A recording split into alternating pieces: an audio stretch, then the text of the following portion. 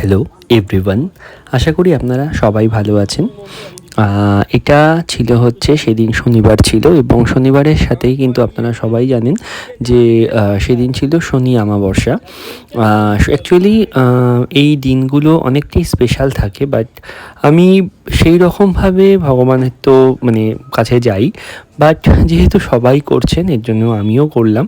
আর অবশ্যই কিন্তু শনিদেবকে এই দিন আমি তেল দিয়েছিলাম। আপনারাও কিন্তু এই রেমেডিটা ফলো করতে পারেন, বাট রেমেডি ফলো করলেই খালি যে সব কিছু হয়ে যাবে তাই নয়।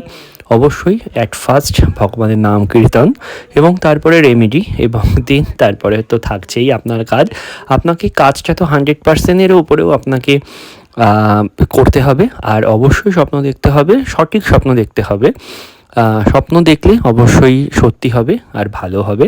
তাই সেদিন ওই 4খানা মুখে প্রদীপ দিয়েছিলাম। যেহেতু আমি অফিসে ছিলাম, বাড়িতে করতে পারিনি, সেহেতু আমি অফিস থেকেই সামনে কাছাকাছি একটা মন্দিরে দিয়ে এসেছিলাম পুজো। এবং তো এটা ছিল তারপরের দিনের পুজো, অর্থাৎ অমাবস্যার একটা পুজো দিয়েছিলাম।